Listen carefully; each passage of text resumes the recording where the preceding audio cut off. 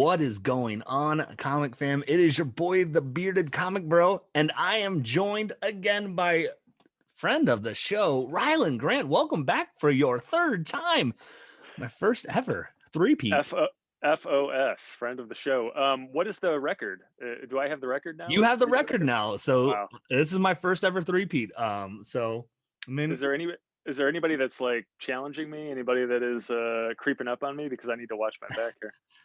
So Kevin Rotilli from Behemoth, and he has an imprint with them called Happy Tank. He's been on now twice. Oh wow, okay. So he's there. He was with you, and I feel like you knew that because you're like, I got to drop a Kickstarter so I can be on the show, so I can get the this. three.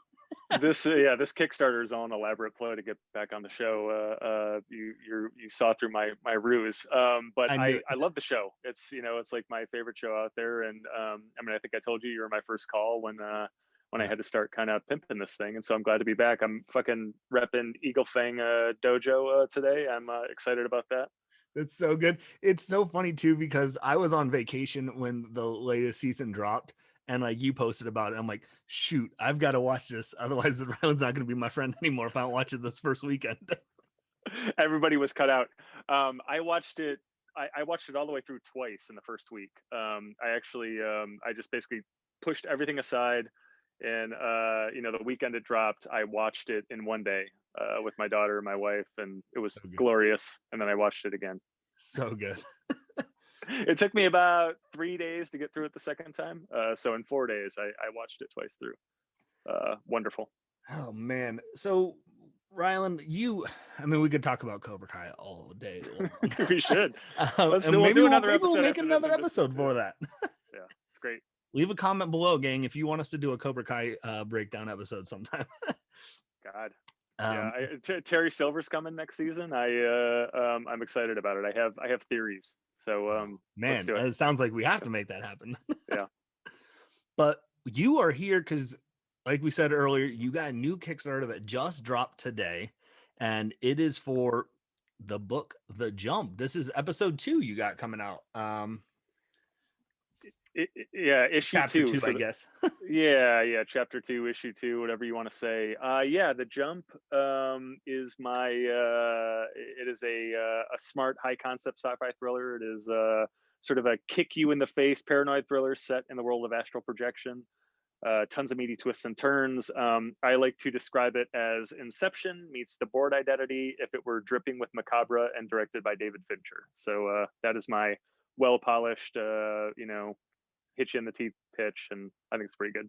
I mean, if you don't get excited because of that pitch, it's not going to be for you. So it should do its job for sure. It's it's really good. I mean, the movie references tend to kind of come easy for me. I mean, I'm for those who don't know, I mean, a lot of your viewers have seen me before, but I'm a screenwriter by trade. That's my day job. I write film and TV projects. So I mean, I get paid mostly to write poppy action movies. I've written for like Ridley Scott and John Woo and Justin Lin and Luc Besson and J.J. Abrams and on and on and on. And so The Jump is an interesting thing because a lot of times, like, as a writer, you're looking for a world that intrigues you, right? Something that's interesting. And so I didn't just like randomly pick astral projection, right? I didn't just like read a Wikipedia article and write this.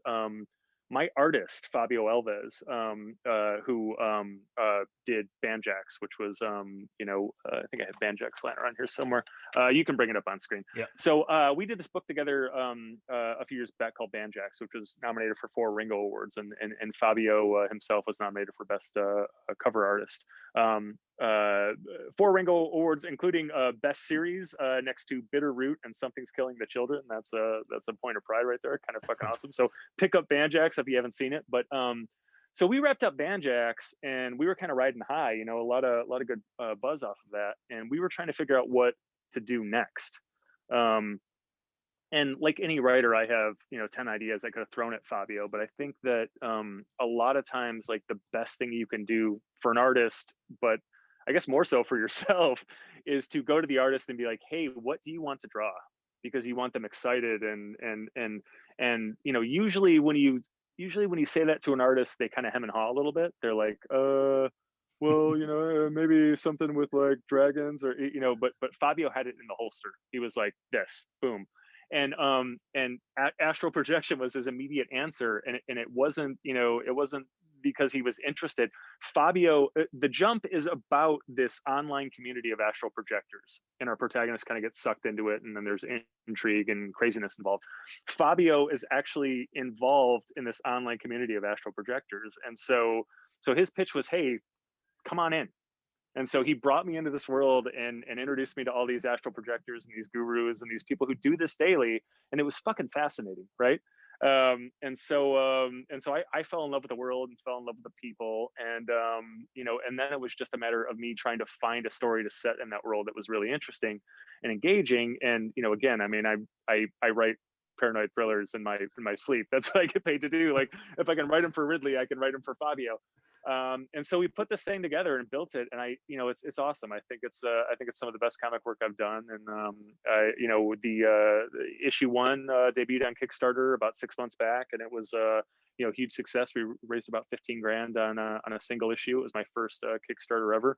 And we're back with a vengeance with issue 2. Like, this one's crazier and bigger and badder and more psychologically mind fucking, and I think it's going to melt your face when you read it. So check it out. It's so funny too, because my first ever interview was actually you, and it was coming to talk about your Kickstarter, The Jump. And so oh wow, it just comes back full circle and everything like that. And you just had a Kickstarter last time you were on for Peacemakers and no Peacekeepers. Oh, Peacekeepers, yeah. No, Peacemakers. They're definitely not Peacemakers. But yeah. So but The Jump, I'll tell you this: if Fabio has to probably love being an artist for you, because if you go back and reread issue 1 of The Jump, I have to, knowing you, I have to assume it's you.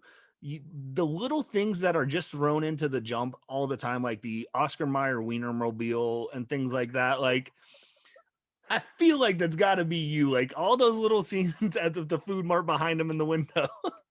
Like, yeah. I mean, I love it when people kind of notice that stuff and get a kick out of it. Yeah. The short answer is it's like 80% me. So I mean, if you notice, if you look at my comic books, I give myself a writer director credit in all of my my comic books, and that's I obviously come from the film world. I was I'm a director trained at the American Film Institute Conservatory.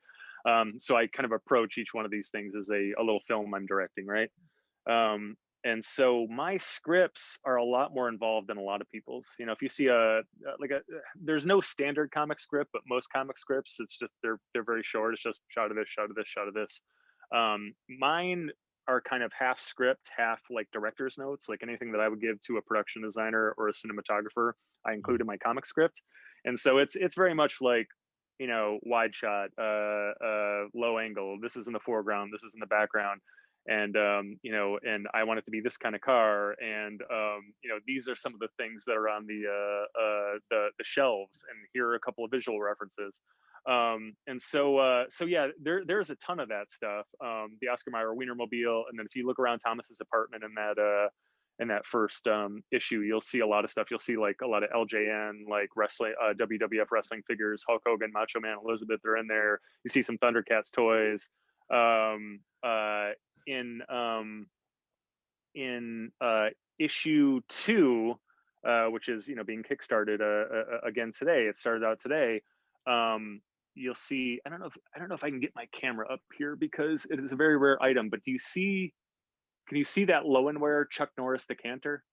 That is that Chuck Norris figure up there. Yeah. It's a ceramic whiskey decanter. What? Made by Lowenware in the 80s to commemorate Chuck Norris's like 7th consecutive World Karate Championship or something like that. And I fell in love with this thing years ago. I own it now. Not a lot of people own it. It's awesome. But cool.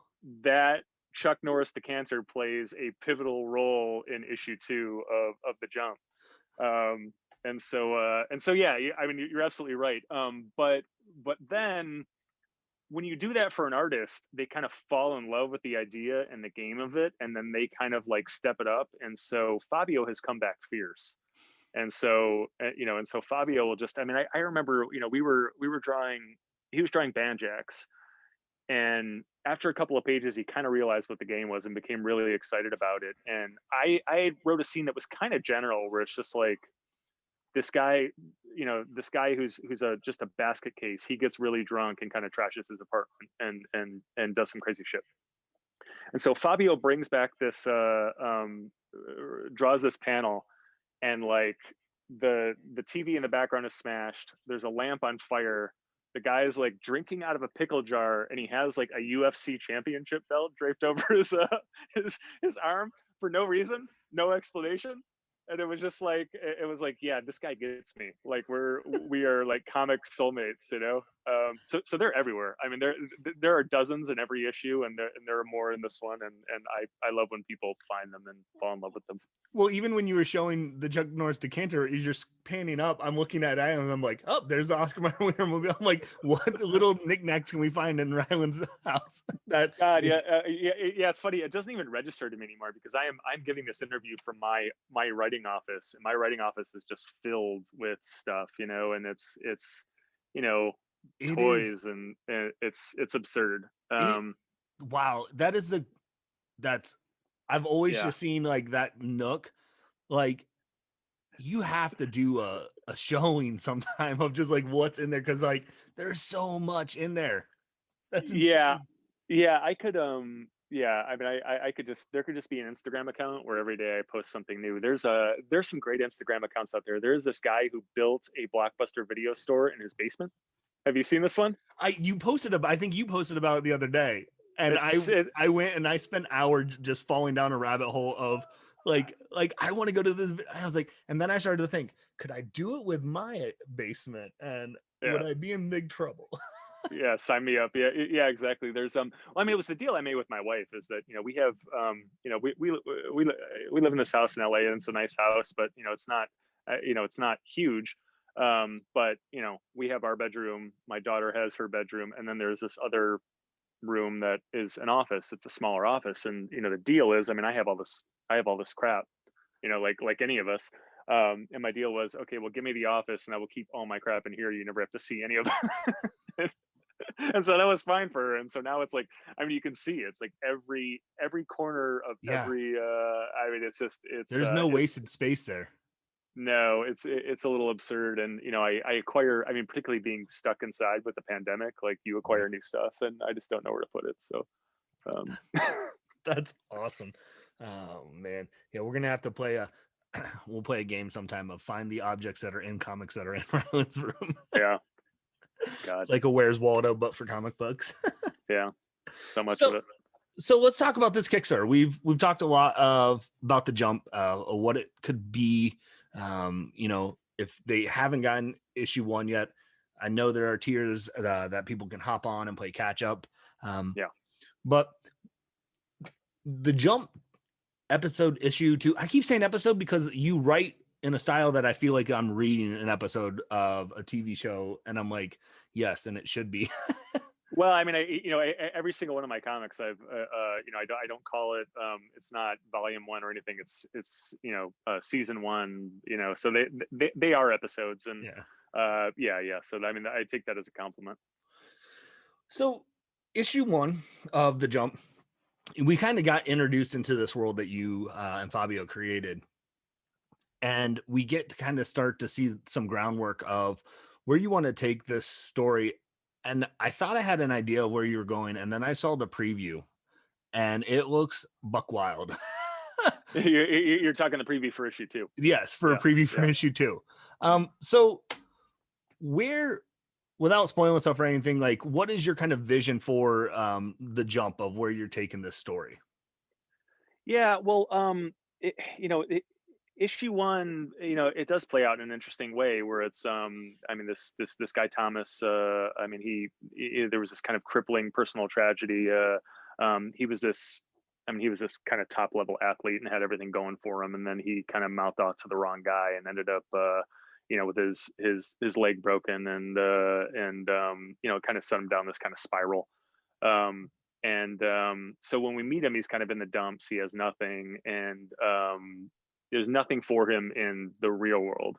And so he has kind of stumbled into this online community of astral projectors, and it's kind of his escape, right? He wakes up, he goes, he works his job, he gets back home as quickly as possible, tries not to communicate with anyone, and then he lays down, he astral projects into this world, this other world where he's, where it's wonderful and he's capable of anything, and it's awesome. And so he has this like really ho-hum, this awful real life, and then this magical life in the in this world of astral projection.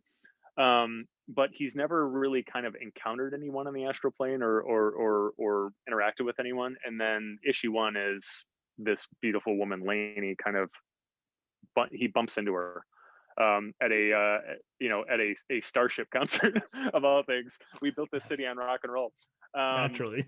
Yeah. And she is kind of like, an astral, she is a young, beautiful, like astral projection Mr. Miyagi, and she kind of takes him under her wing and shows him the ropes, and shows him what's possible. He realizes that he was just exploring like a postage stamp of this world, and it's just vast and limitless, and it really brings him to life, gives him something to live for. And then the twist at the end, is that she's not who she says she is. She's working for this organization called Ajax, and we don't know if they're good or bad or whatever, but we know that they're kind of fighting this centuries old war on the astral plane, and they're looking for people like Thomas to help them fight it. And so they are kind of tricking him into like sharpening his tools so he can work for them.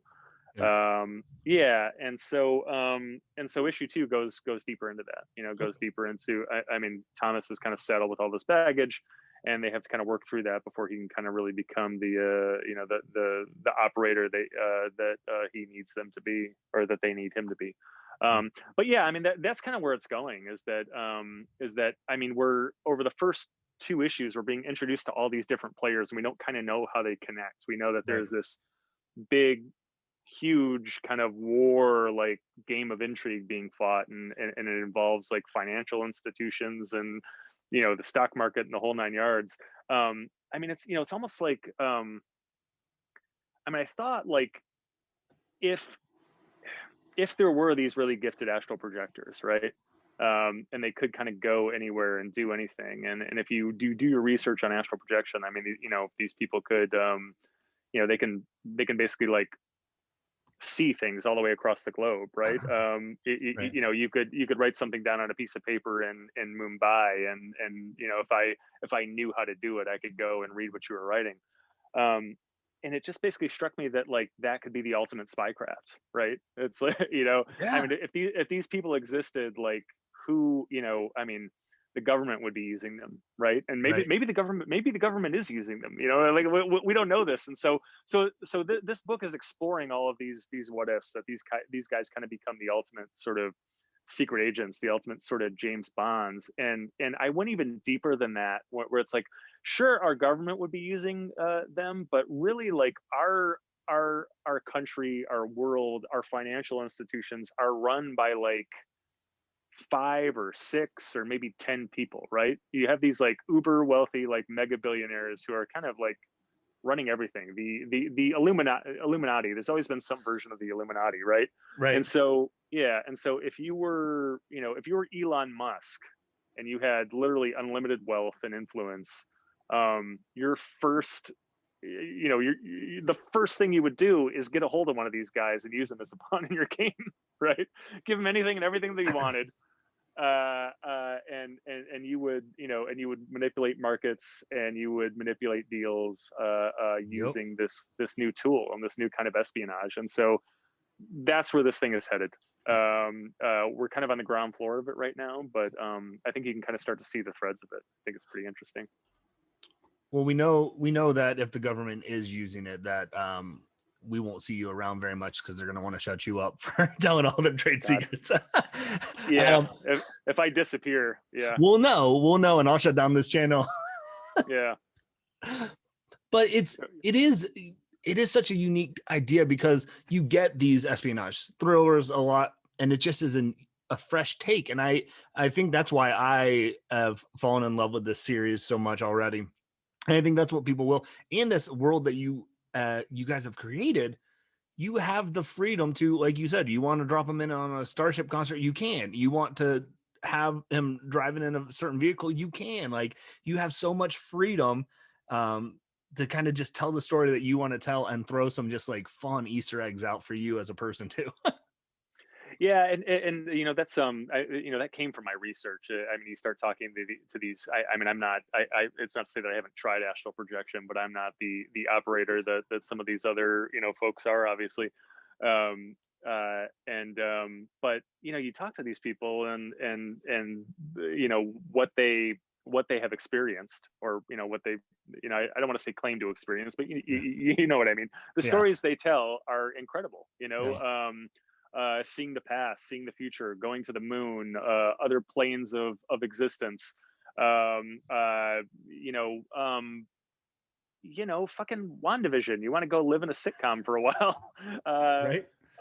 that sort of thing. And so it is literally a world where anything is possible, and you can go kind of experience any of these realms of possibility. And what I like about it is that there is a basis for it in physics, Right. that everything is happening at the same time, and every possibility is actually playing out.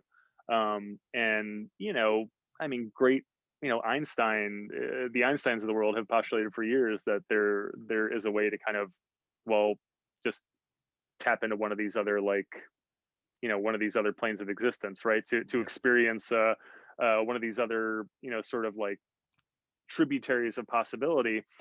And that's what we're doing here, and I think kind of like an interesting sort of grounded way. Yeah. And it makes for fun. I mean, it's like the we'll talk about our variant covers a little bit, but I mean, we have like in the issue one, we had a Ghostbusters variant cover, and you can pop it up on screen, but the idea there was was okay, well, I'm going to go out today, and I'm going to be the Stay Puft Marshmallow Man in the Ghostbusters today. That's how I'm going to spend my night, and so you see the Marshmallow Man with with our protagonist's face on it, and he's crushing New York City, and just laughing his ass off. And so there's nothing is out of bounds here. Right. I mean, we try to do it in an artful way, but and I think we've just kind of scratched the surface on it, because we do have this spy thriller that's playing out. And we need to kind of stay true to that. But you hit it right on the head, where it's like, how many times have we seen The Bourne Identity at this point? And Yeah. I mean, people love those movies, but if they're going to watch another one, you need to find a really interesting way to kind of package it and make it different. And I think we've totally done that. I mean, Yeah. this is a world that you just haven't seen enough of. So Yeah, and I think it's smart, and I think that's what people are going to be, attracted. I wanted to spend some time talking about that before we hopped into the Kickstarter, because hopefully people are watching this interview. Then, even though you've been on the show before, they, getting new people to my channel are starting to catch up on some stuff, and hopefully that they might be coming into this for the first time. I want them, like, y'all need to check this out because it's great. So the Kickstarter, we've said it's live. You can get you can get this issue, you can get backup issues, but let's talk about what are some of the tiers that you are really excited for, that people can pledge to help fund this Kickstarter. yeah, I mean, there's so much. I mean, I guess the first thing, just to get out of the way, is that you can get everything I've ever written on this Kickstarter and get a signed copy of it. That's pretty that's rare. I mean, I don't do a lot of cons, period. My day job is writing like film and TV in Los Angeles, and so I kind of have to stick here. I have a 4-year-old, I can't leave her, so I don't do a ton of cons. I do the Southern California cons. So if you want a signed copy of anything from me, this is like the best and greatest way to do it. Of course, there are no cons now, so it's the only way to do it at this point. So there is that, but literally every copy of everything I've ever written is available in this Kickstarter, either in a tier or as an add-on. You can just kind of call through and just add stuff and get it signed very easily. So that's awesome.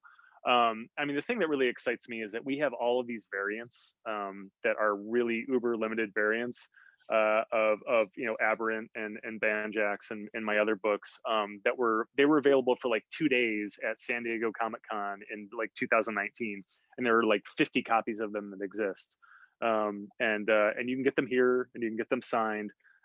You'll never be able to get them anywhere else at this point, and so those are really awesome. And some of them are now famous or infamous now. I mean, we have a lot of crazy variants, and you can flash them up on screen. I mean, we're known for our crazy variants now. I Right.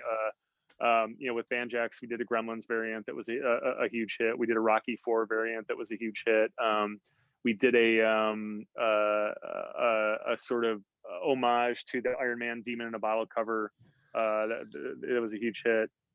Yeah, I saw that. That was a really cool one for Banjax, right? Was that Banjax? Yeah, it was Banjax. Yep. Yeah. That was a pop culture HQ exclusive, which is just awesome. Fabio really knocked that out of the park. And again, Fabio Alves, the artist on The Jump, did all those covers, and he was then nominated for best cover artist last year at the Ringo Awards for all those covers. And then the Aberrant covers we did are all crazy. I mean, there's a Weekend at Bernie's cover, a Karate Kid cover. We did a Coming to America variant. I'm looking up here because some of them are around. Wasn't the Billy D. Williams Aberrant? Yeah. There's the Billy D. Williams Aberrant Works Every Time variant. There are a bunch of them, and so those are extremely hard to get a hold of. Again, some of them are like one of 50, and they're on here. So right off the bat, you can get the whole thing. But Jump specific, I mean, the first thing you made a point of it. Let me make the point again: is that if you missed out on issue 1, yep, no problem at all.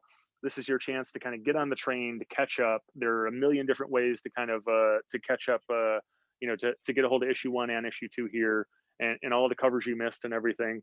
So there's that. That's cool. And then and then we have our our crazy variant covers for issue 2, which I'm really excited about. So good.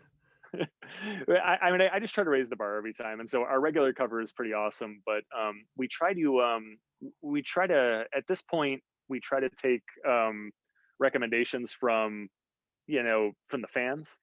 And so we really put it out there last time, like, okay, what covers do you want to see? And people kept coming back with Back to the Future. People kept coming with Star Wars or Mandalorian, and those were the 2 we kept hearing. So we did those. We have a cover a cover with our protagonist in Boba Fett's armor, Boba Fett's ship in the background. And then we have a Back to the Future 2 cover that's pretty breathtaking. And then of course I have to do one for me. I did a Thomas Magnum PI cover, which kind of makes me cry. You can see I'm a huge fan. He's always behind me. He's always looking over my shoulder. Keeping you in check. Someone's got to. Someone's got to. And so our variant covers are crazy and awesome, and you can choose any one of those. You can get all 4 of those. There are all sorts of interesting ways to combine that. But to address your question, the tiers that I'm most excited about, there are any number of ways. Kickstarter, what is amazing about the platform is that it is this collaborative experience, right? When I put a book out in the comic shop, I'll hear back on Twitter or whatever, and I'll get to meet fans at a con every once in a while, but I don't there's not a ton of interaction with Kickstarter. It is like immediate and ever present. So the moment that the moment that you click to watch the campaign, the moment that you make a pledge, you are now part of the team. You're part of the book. You're helping bring it to life. And we are taking input from you constantly. And if I do something wrong, I hear it from you immediately. if I do something right, I get cheers from you immediately, and it's awesome.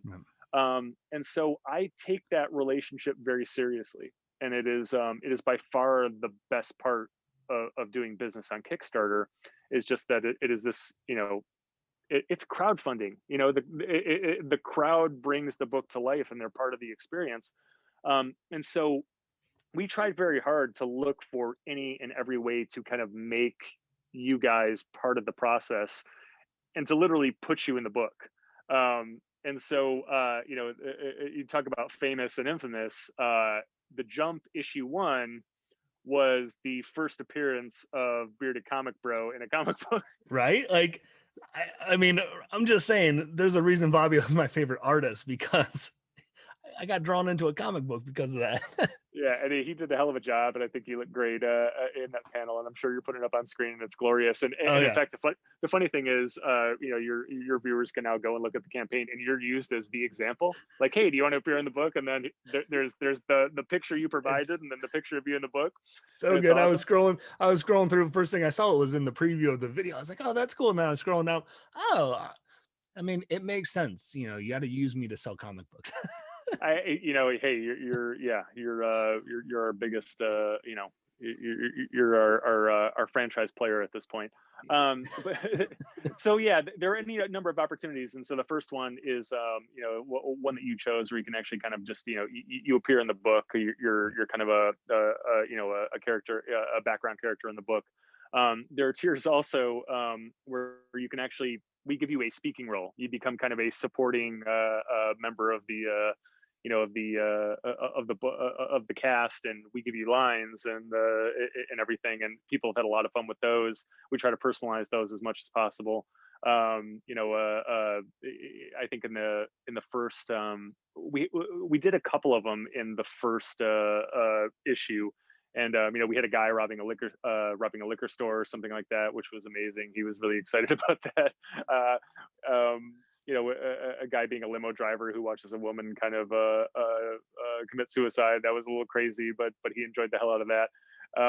And so you can get your supporting role in the book. But back to the covers, one of the really cool tiers here is that you can choose any one of these covers, whether it's Magnum, whether it's Boba Fett, whether it's Marty McFly, and we can put your face on those covers.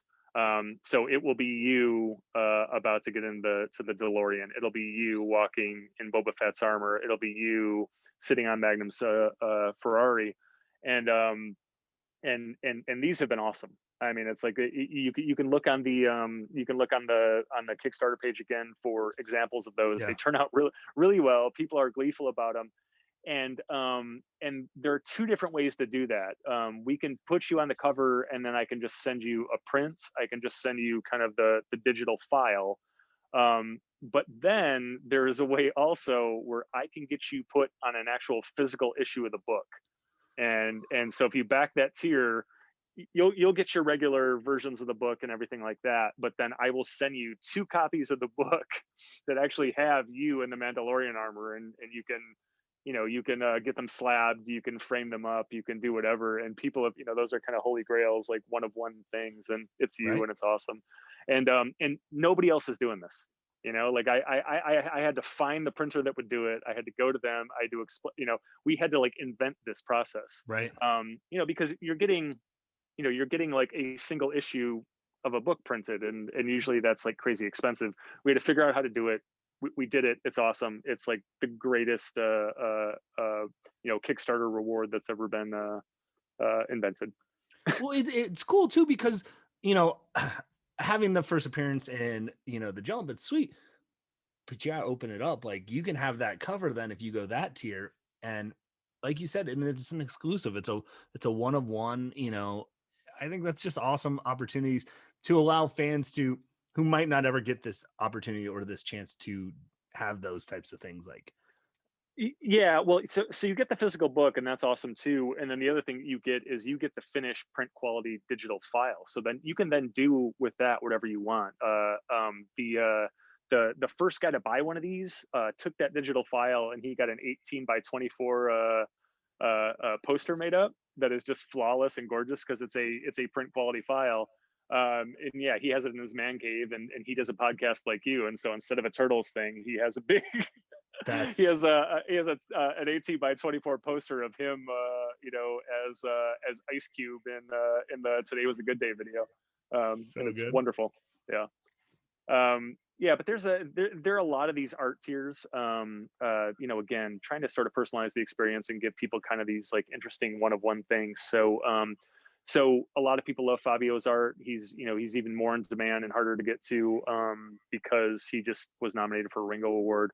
And he's crazy busy. But here, there are a limited number of slots, but you can there are commission tiers.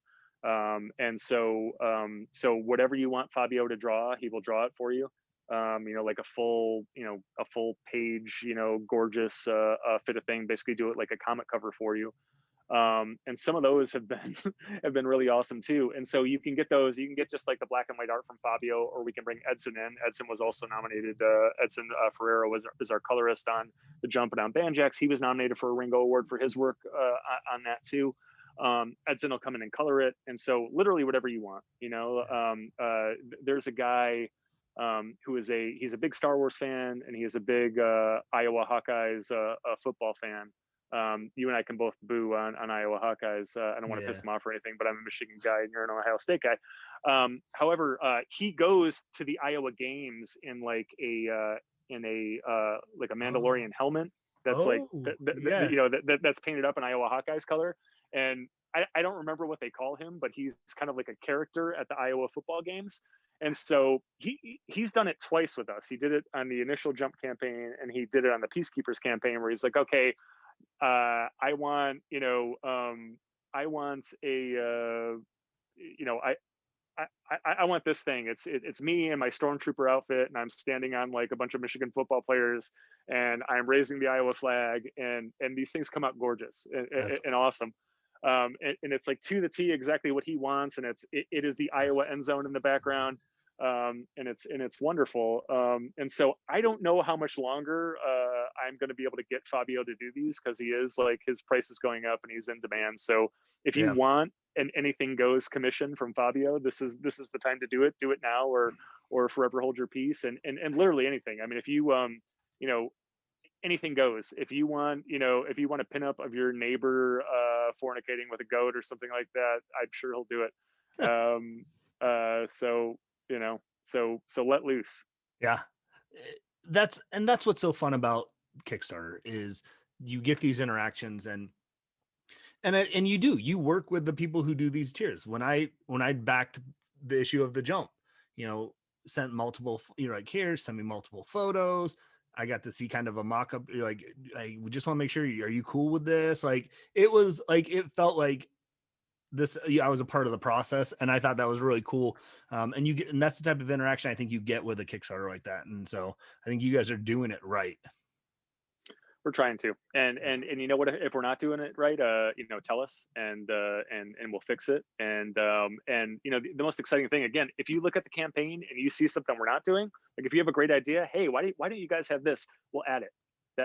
That happened the last go round. I mean, this thing with the comics, it didn't seem possible to get them printed, to get an actual issue printed. And so we launched last time with hey, we'll give you a digital file, it'll be awesome. And there were a ton of people that were happy with this, but there were a couple of people that were like, man, like, I love this, but it would be really awesome if we could get a physical copy. And so when I heard that like twice, like right in a row. And I was like, okay, I need to make this happen now. And so while the campaign was going, I spent, parts of a week off and on working this out. And in a week I had it worked out, and made the big announcement, hey, we can actually put you on an issue now. So let us know. I mean, we're just trying to grow. We're trying to get better, and we want to make this a pretty cool comics party for everyone. So yeah. And it's awesome, and I appreciate it. Well, so we've talked about some of the tiers, gang. Again, start backing, because right now, Kickstarter launched this morning, so that means the tier, you're still on early bird pricing right now on some, right, for today and tomorrow? Yeah, early bird pricing, the first 48 hours. So until tomorrow at I think it's 3 a.m. Eastern or something like that. So midnight Pacific. So yeah, you have 2 days to take advantage of the lower prices. So get on in. Yeah. So if you're thinking, you're like, oh, because it's funny too. Like, I've heard multiple people say, like, I just wait around to see, like, towards the end of the Kickstarter, like, the help. And it's like, yeah, but you're missing out on you're missing out on the early bird stuff. And B, you're potentially missing out on helping get that boost right off the bat of early backing. Yeah, I mean, that's what a lot of people don't understand is that the first 48 hours in a Kickstarter campaign are like crazy crucial. Basically, the Kickstarter algorithm is set based on those first 48 hours. And so If you are very successful in those first 48 hours, then Kickstarter is like, okay, this is the algorithm says this is a project we need to take seriously. This is a project we need to push internally a lot. And so, I mean, you guys know, if you back every time you back a Kickstarter, every time you get an update from Kickstarter, there are these other projects that get sent along. Like, at the end of the message, it says, well, maybe, maybe you'll like this also, and here are 3 projects. Well, those are all determined by, again, how this algorithm gets set. And so if you do poorly in those first 48 hours, Kickstarter, they don't promote you internally. They don't put you on the featured page, all that stuff.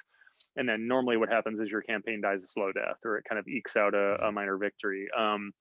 You need all of your people, quote unquote, to show up in the first 48 hours, and then that will attract everyone else, and that will really kind of bring the campaign to life.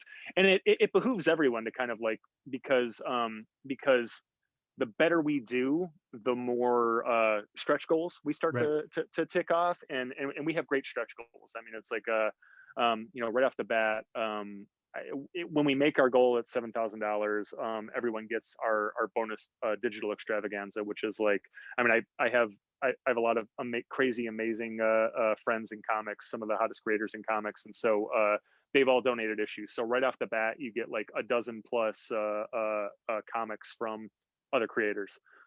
So everyone who backs automatically gets, of course, you're buying the Jump, and in some cases the Jump 1 and 2. I also give you Aberrant #1 and Banjax #1. I give you a preview of the Peacekeepers, so you're right off the bat, you're getting like 4 comics for your pledge. But as soon as we make that goal, that 4 comics becomes 16 plus comics, 20 comics, whatever it ends up being, and that's awesome. But then as we start to tick off stretch goals, it's more and more and more. Like we on the Peacekeepers, we started this line of Rylend Grant versus trading cards, which are like bonkers and amazing. We had an Aberrant card that was a kind of a send up, a parody of the Billy Ripken fuckface card from the 80s, which is like just really formative for me, one of my favorite cards ever, which I think is incredible. And then we did a Banjax garbage pail kid, which was insane. So good. And we did a Peacekeepers Wanted poster card that was pretty cool. And so assuming we make our second stretch goal, we will have a second series of these cards, and you'll kind of be able to build out your set over the course of time. And if you miss the first set on the Peacekeepers, there'll be a number of ways for you to kind of catch up and get those too. Nice. You can get your whole trading card set. But we have an amazing print this go around for our third stretch goal. Fabio did like a really amazing kind of Hellboy-esque Jump cover, which is awesome. So we're going to add that. We'll add it as a print at first, and then maybe down the line we'll add it as an additional cover. Kind of like our Banjax Demon in a Bottle cover was this kind of homage. We have this like Hellboy homage, which is like really, really amazing. And on and on and on. And basically every time, every tier up we go, we try to add some value, add something, upgrade the book. So we're not stuffing this in our pockets. We're every time the bar raises a little bit, we improve your experience. We give you something else. And so. And I think that's great. And I think that's, you have a way of, you've utilized crowdfunding and have it working for you. And it kind of leads up to something I want to talk about. You've got something going on tomorrow. Correct me if I'm wrong, dealing with crowdfunding. Why don't you share what that is? Yeah, so I am doing a how-to seminar with Global Comics.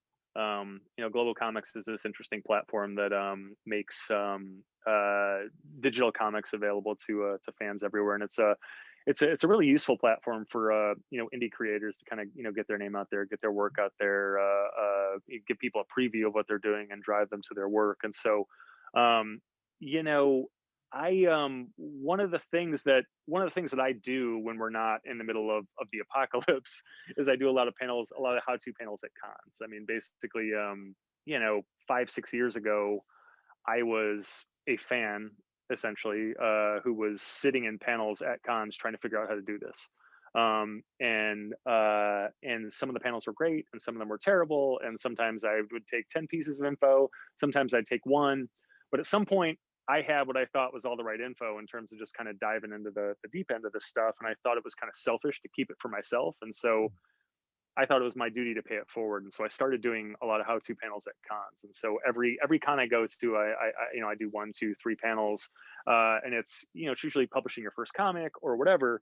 And then when I was trying to figure out crowdfunding, I didn't know anything about crowdfunding, and so I started staging Kickstarter comic panels at cons. I mean, I did one at San Diego Comic Con, and I would just find 5 people who knew crowdfunding backwards and forwards. I get them up on a Comic Con stage and just ask them all the questions I had, pick their brains, and everybody took something great from it. Right. And so I am starting to see people who were in those panels come up to me and be like, "Hey, I just launched my first Kickstarter and made $20,000, and it was because I was sitting in that panel." And so these things are really valuable, and I think they're very important. And of course, it's hard to do these things during the pandemic. Right. And so I partnered with Global Comics. And this is a really interesting one. So it's on Tuesday, March 23rd, which is tomorrow, of course, at 8 p.m. Eastern.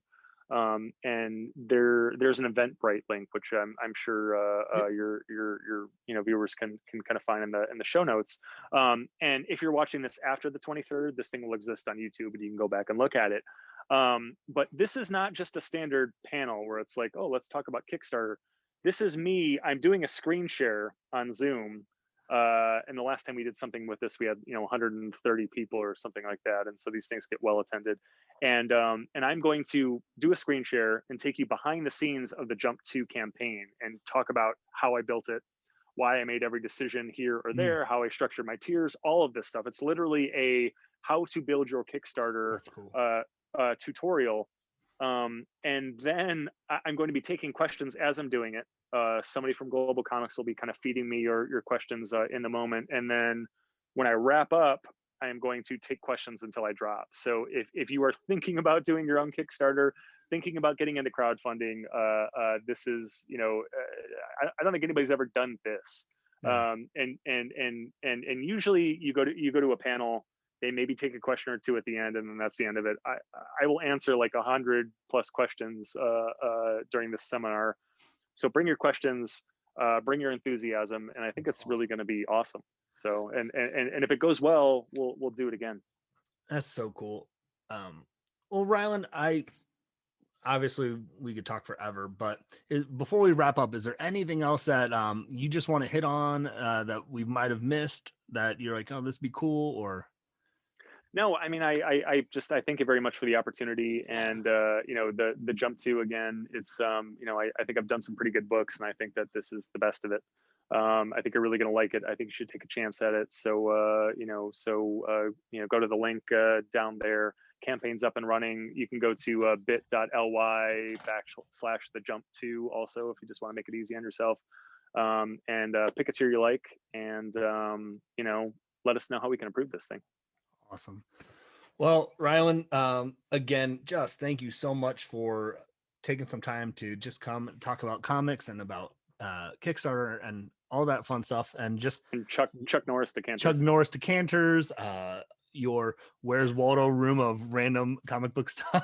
That is fantastic. It's a pop culture dream in there. And I know I'll have you back on here eventually soon for another Kickstarter, and then whenever we do our Cobra Kai breakdown series. Yeah, I just need to stay ahead of this other fellow as that's right. With the all-time guest record. So just keep me informed.